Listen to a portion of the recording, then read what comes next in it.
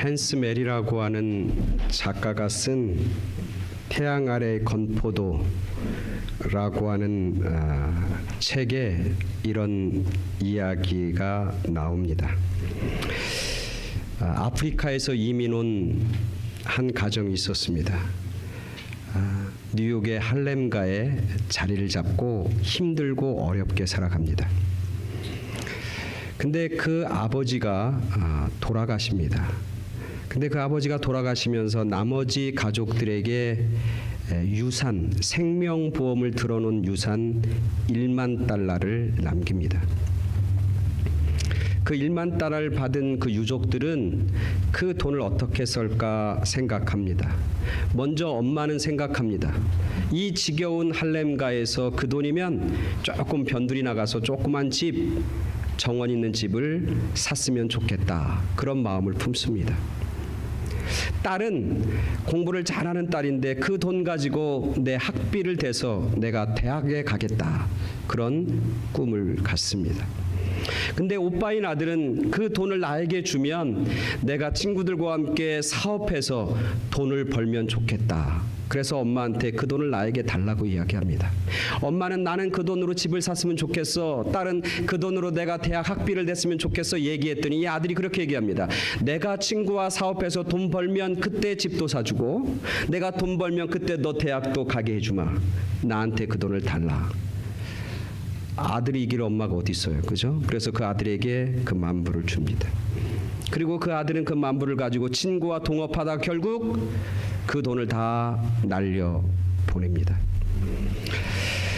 그래서 그 오빠가 그렇게 그 돈을 날려버린 걸 가지고 아버지의 유산을 다 쓴 걸 가지고 이 딸이, 동생 딸이 아주 원망을 합니다. 어떻게 오빠가 그럴 수가 있냐고 막 비난하고 욕을 퍼붓고 오빠에 대한 원망이 가슴에 꽉 찹니다. 그리고 엄마에게 막 하소연을 합니다. 어떻게 오빠가 그럴 수 있냐고. 그 돈이 누구 돈인데, 아빠의 생명과도 같은 그 돈인데 그 돈을 그렇게 할 수 있겠냐고 막 화를 내면서 원망합니다. 그때 그 어머니가 조용히 딸에게 말합니다. 내가 그렇게 오빠를 사랑하라고, 서로 잘못한 것이 있으면 용서하라고 그렇게 너에게 가르쳤고 말했는데, 그랬더니 딸이 막 못마땅하게 표정을 해요. 사랑이라니요, 용서라니요. 지금 사랑할 만한 구석이 있습니까? 용서받을 만한 구석이 있습니까? 막 그러면서 달려듭니다. 그때 어머니가 굉장히 중요한 그 책에서 핵심과도 같은 이야기를 합니다. 얘야, 너는 사람을 가장 사랑해야 할 때가 언제라고 생각하니? 그 책의 부제목이 그럽니다. 우리가 다른 사람을 사랑할 때는 언제입니까? 우리가 그 사람을 용서해야 할 때는 언제입니까? 그 사람이 일을 잘해서 자랑스러울 때? 그렇다면 너는 아직도 멀었다.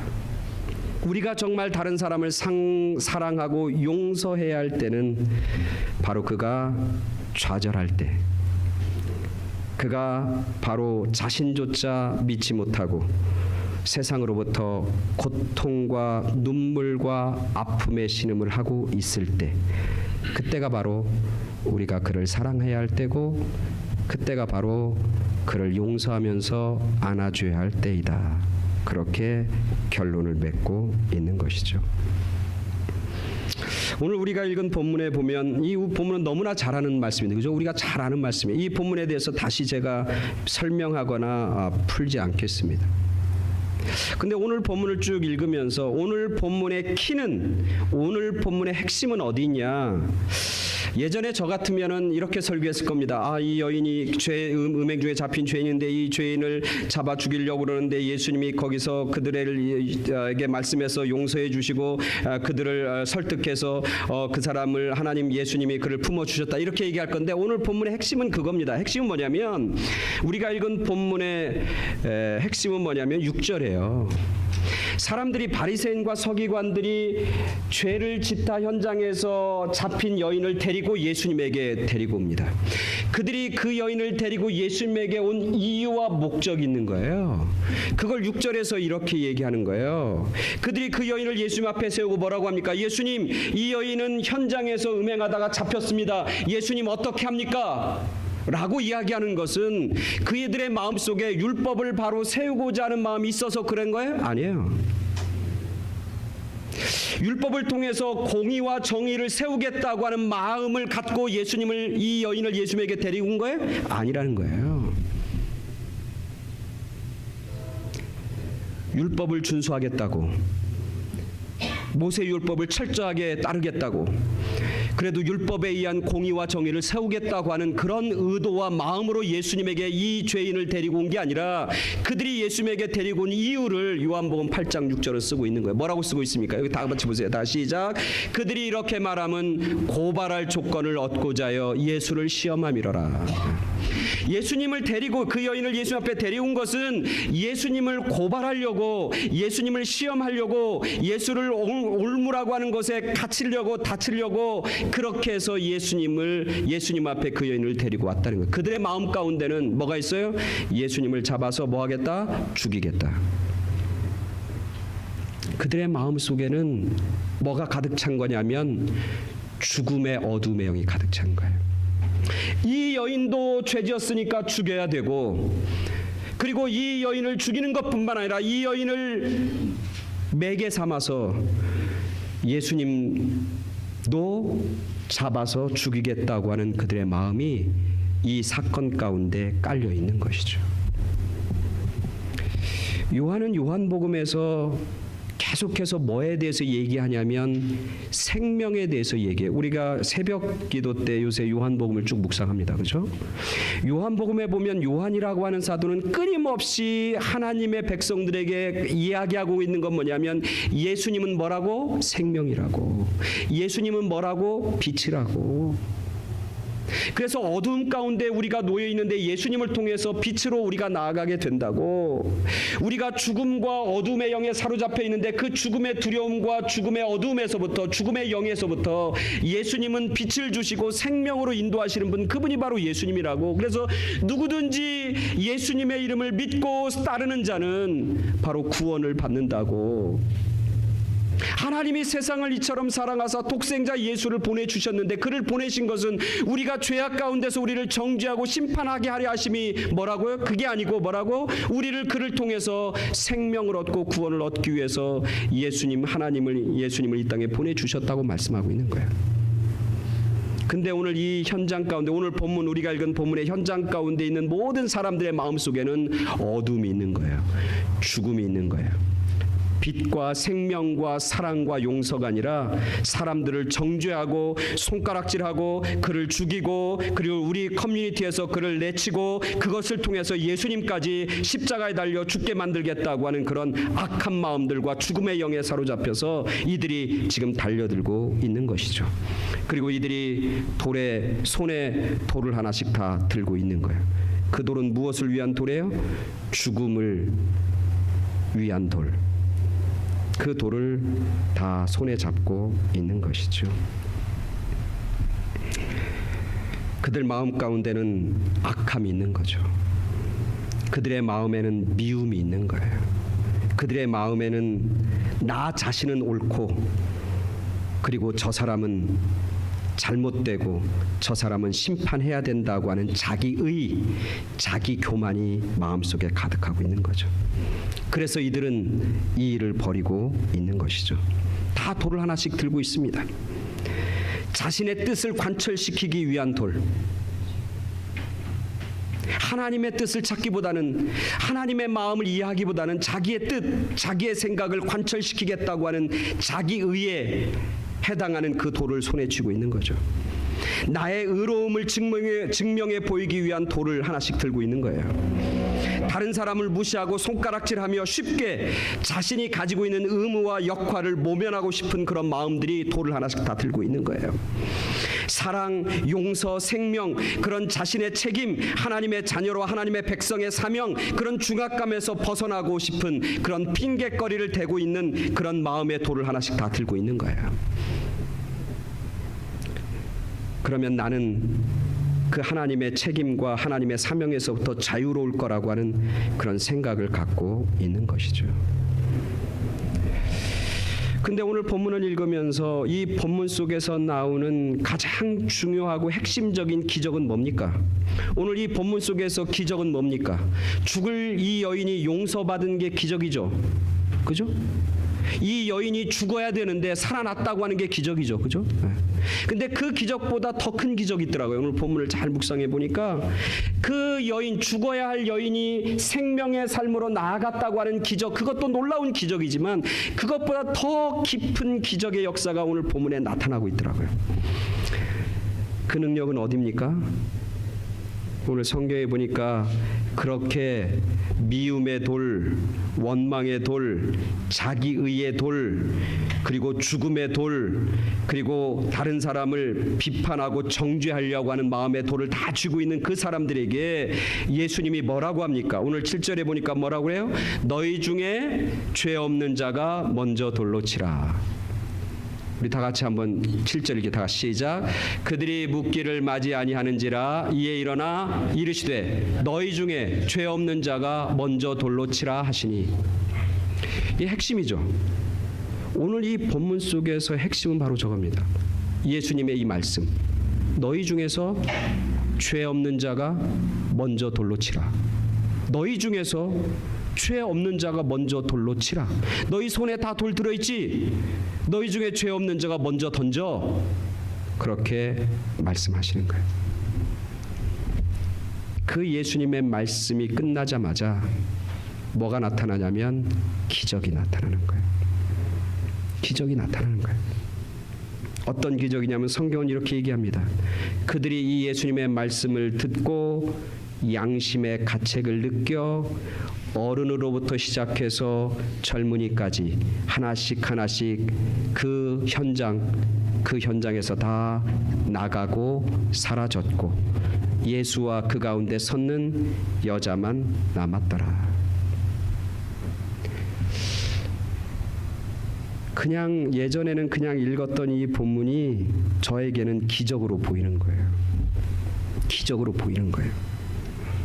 예수님의 이 말씀, 너희 중에 죄 없는 자가 먼저 돌로 치라고 하는 그 말씀에 이 사람들이 뭐야? 마음에 양심의 가책을 느끼는 거예요. 무슨 가책이겠어요? 나도 죄인이라고 하는, 나도 저 여인과 별반 다를 게 없다고 하는 그 마음이 양심의 가책이 있는 거예요. 이 말씀 앞에 모두 돌고 있는 손을 내려놓는 거예요. 정말 용서할 수 없는 여인 앞에서 그들이 손에 있던 돌을 내려놓는 거예요. 나는 깨끗하다고 스스로 인정하고 살아가는 그 종교인들이 그 돌을 놓기가 쉽지 않은 거예요. 여러분, 그 돌 놓기가 쉽지 않습니다. 그죠? 던져서 때려 죽이고 나야 성이 풀리는 사람들인데 그들의 마음이, 그 완악한 마음이, 그 미워하는 마음이, 그 마음이 녹아져서 그 들고 있는 돌을 내려놓고 그 자리에서 그 사람을 정죄하고 막 소리 지르면서 죽여야 된다고 소리치던 그 사람들이 그 자리에서 그 여인을 뒤로 하면서 용서하면서 그 자리를 하나씩 하나씩 떠나갔다고 하는 그 사실이 얼마나 놀라운 기적인지 몰라요. 이 말씀 앞에서 저를 봅니다. 과연 나 같으면 그 돌을 내려놓을 수 있었을까? 나 같으면 그 자리에서 그냥 아무 일도 하지 않고 그냥 돌아설 수 있을까? 쉽지 않습니다.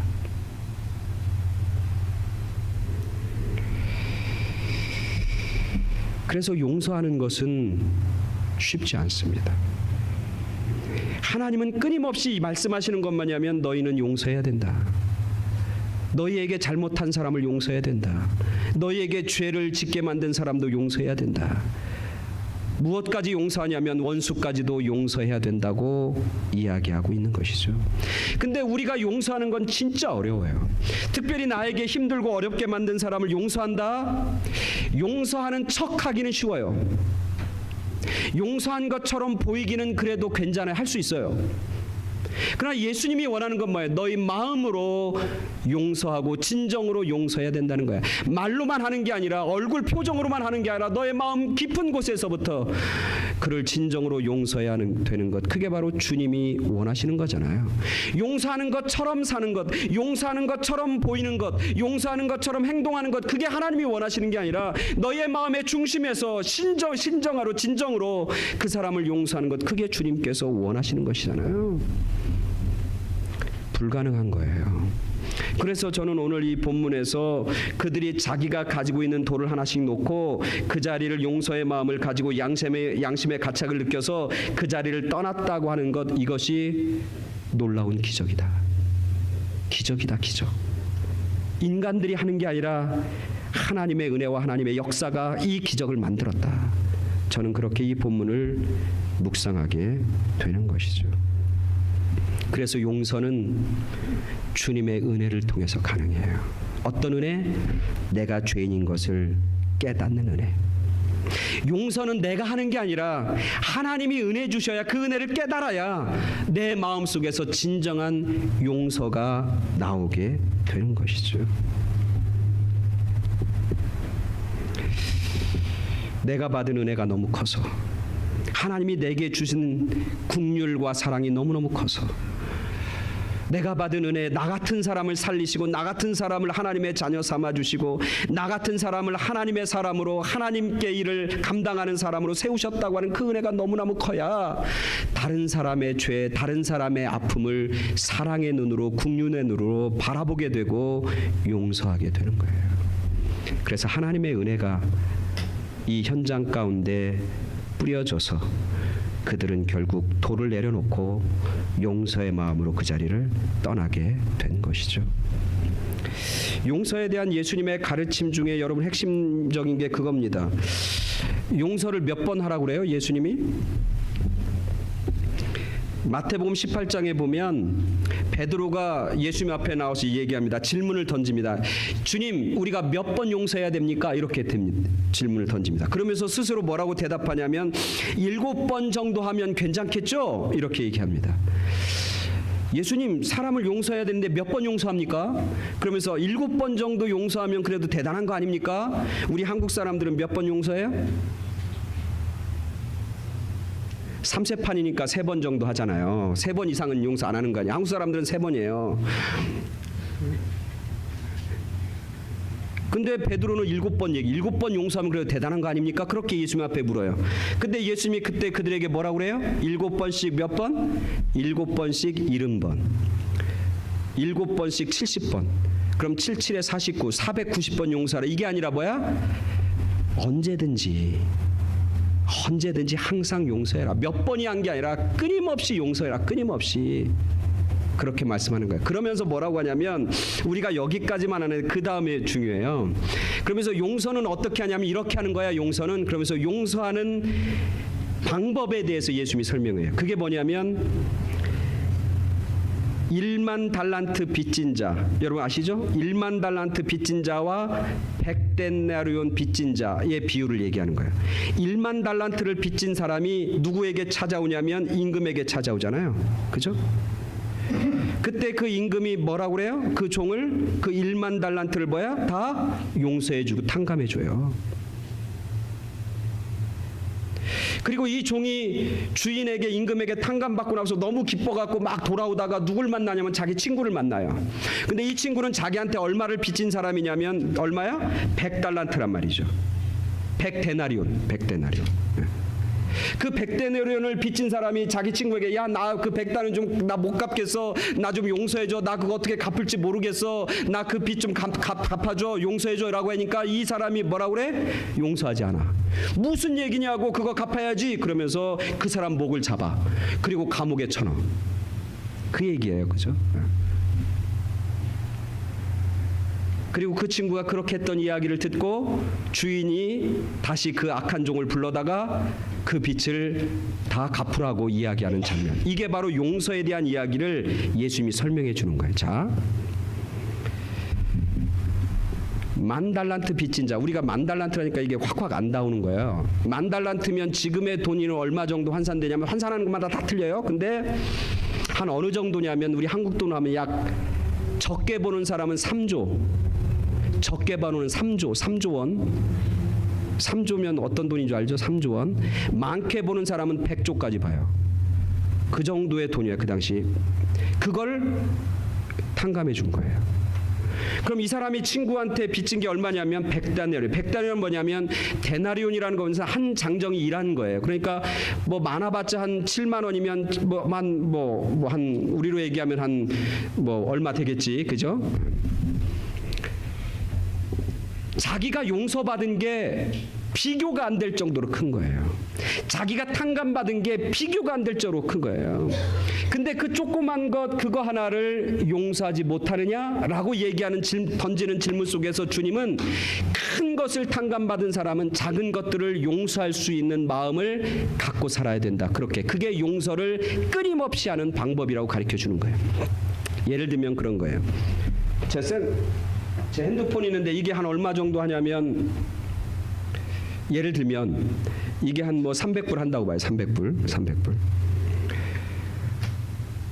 내 친구랑 장난하다가 내 친구가 이걸 어떻게 던져갖고 밟아갖고 깨졌어.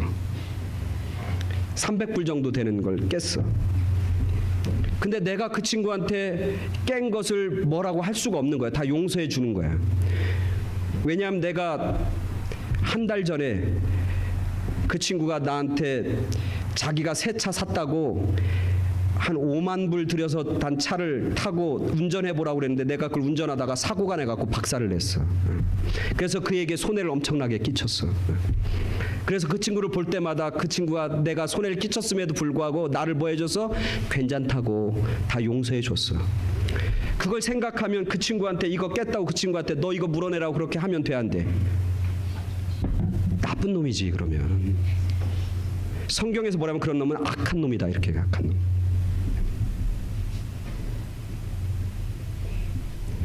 예수님이 이 말씀을 하시는 건 뭐냐면, 예수님이 우리들에게 먼저 얼만큼 10,000달란트나 되는 엄청나게 큰 은혜와 축복을 이미 우리들 가운데 뭐했다? 허락해 주셨다는 거예요. 그럼 그것을 탕감받은 우리들, 그 은혜를 받은 우리들이 친구들한테 가서 조금 서운하다고, 조금 나한테 손해를 끼쳤다고 그것을 용서하지 못하고 그것을 사랑하고 불쌍히 여기지 못하면 뭐가 된다고? 악한 자들, 나쁜 자들이 된다. 그렇게 말씀하고 있는 거죠. 용서하는 건 정말 어렵습니다. 내 힘으로 하는 건. 사랑하는 것도 정말 힘듭니다. 내 힘으로 하는 건. 그러나 오늘 이 말씀 속에서 예수님의 은혜를 깨닫게 되면, 내가 죄인인 것을 깨닫게 되고 나 같은 죄인에게 은혜 주시고 사랑해 주신 하나님의 은혜를 먼저 깨닫게 되면 그 다음부터는 저절로 용서가 되는 거예요. 저절로 자기가 가지고 있는 돌을 내려놓게 되는 거예요. 저절로 그 현장에서 돌아서게 되는 거예요. 나 같은 사람도 용서받았는데, 나 같은 사람도 하나님 앞에 탕감받았는데, 나 같은 사람도 하나님이 사랑해 주셨는데 저 정도의 사람을 내가 용서하지 못하고 사랑하지 못하면 하나님 앞에 섰을 때 내가 면목이 없고 하나님 앞에 섰을 때 이 악한 자라고, 이 나쁜 사람이라고 책망받고 손가락질 받으니까 하나님의 은혜를 깨닫고 이 사람들이 그 자리에서 돈을 다 내려놓고 그 자리에서 떠나는 것이죠. 또 하나 이 본문 속에서 우리가 깨닫는 건 뭐냐면, 하나님은 용서하라고 말씀해 주시는 거죠. 왜? 우리를 그 용서를 통해서 우리에게 축복해 주시기 위해서, 그 용서를 통해서 우리에게 더 큰 은혜를 허락해 주기 원해서 우리에게 용서하라고 말씀해 주시는 거예요. 오늘 한번 이 성경을 보세요. 여기서 이 사람들이 자기들의 의가 막 드러나서 자기가 화가 나갖고 막 자기가 분노해서 그 돌을 들고 이어진을 쳐서 죽였다고 한번 생각해 보십시오. 그 당시는 그의 마음이 시원했겠지만 그 현장을 떠나는 그들의 발걸음과 마음이 어떻겠어요? 그리고 그 사람을 자기들이 쳐서 돌로 죽였는데 그 사람을 죽이고 나서 그들이 한평생 그 마음속에 그것만 생각하면 막 기쁘고 즐겁고 그렇게 살았겠어요? 늘 그거에 대한 두려움과 불안함과 또 죄책감에 시달리면서 살았을 거라고요. 그래서 오늘 하나님은 얘기하는 것, 너 스스로를 위해서 용서하라는 거예요. 너가 용서해야 너가 주님이 주시는 평안함 가운데, 너가 용서해야 네 마음이, 너의 생명이 온전함과 거룩함과 풍성함을 맛보게 될 거라고 말씀해 주시는 것이죠. 돌을 내려놓은 사람들, 하나님께서 그들의 삶의 발걸음을 가볍게 하시고 평안케 하시고 그들에게 죽음의 영이 아니라 생명의 소중함을 알게 하시고 그 사건을 통해서 그들의 마음의 짐을 하나씩 다 내려놓게 만드셨던 하나님의 은혜와 축복이 그들 가운데 임했던 것이죠. 오늘 우리들도 마찬가지입니다. 용서하는 자들에게 하나님이 주시는 은혜와 축복이 있습니다. 용서할 때 우리의 마음이 회복이 되고 치유가 됩니다. 용서할 때 우리가 몸과 마음과 영혼이 강건해지고 건강해지는 그런 축복과 은혜를 누리게 되는 거예요. 우리가 누굴 용서하지 않고 마음에 가득 담고 있고 미워하고 화를 품으면 우리의 영혼과 우리의 마음과 우리의 몸이 시들어지고 병들어지는 거예요. 그래서 하나님이 사랑하는 자녀들에게 용서하라고 말씀해 주시는 것이죠. 용서해야 우리 마음 가운데 평안함이 임하게 되는 겁니다. 용서해야 우리 마음에 주님이 주시는 평강과 그리고 주님이 주시는 평화가 임하게 되는 것이죠. 무엇보다 우리가 다른 사람을 용서해야 할 이유는 뭐냐면, 용서해야 우리가 하나님 앞에 드리는 기도가 막힘이 없는 거예요. 여러분, 누구를 한번 미워하기 시작하고 누구를 한번 이렇게 마음속에 그 원한을 갖기 시작하고 용서로 풀지 못하면 우리가 기도할 때마다 마음이 답답해요. 우리가 기도할 때마다, 하나님 앞에 기도할 때마다 정말 자신 있고 담대하게 기도하지 못해. 왜? 내 마음에 그 짐이 있으니까. 내가 누구를 미워하는 마음을 가지고 어떻게 하나님 앞에 담대하고 자신 있게 기도하고 구할 수 있냐고요. 그래서 용서해야 우리의 기도는 막힘이 없는 거예요. 내가 기도하면서 기도가 막히고 기도의 줄이 막힐 때가 있으면 생각해 봐야 되는 거예요. 내 마음속에 혹시 누구를 미워하는 마음이 있는가? 내 마음속에 누구를 용서하지 못한 마음이 있는가? 되돌아봐야 하는 것이죠. 용서하고 나면 우리의 기도가 막힘이 없이 하나님 앞에 열려지는 은혜와 축복을 맛보고 누리게 되는 것이죠. 오늘 이 본문을 통해서 하나님 우리에게 용서하길 원하십니다. 오늘 우리들에게 사랑하길 원하십니다. 내 주변에 있는 많은 사람들, 그리고 나와 함께 생활하고 있는 수많은 주변에 있는 사람들, 정말 주님의 마음으로, 용서의 마음으로, 그리고 주님의 눈, 긍휼의 눈, 사랑의 눈으로 우리 주변에 있는 사람들을 보고 그리고 그들을 용서의 마음으로 품는, 그래서 하나님이 주시는 그런 평강함과 하나님이 주시는 강건함의 축복과, 무엇보다 기도가 막히는 것이 아니라 기도가 하나님 앞에 상달되어지는 그런 은혜와 축복을 맛보고 누리는 그런 저와 여러분 모두가 되길 간절히 축원합니다. 아멘.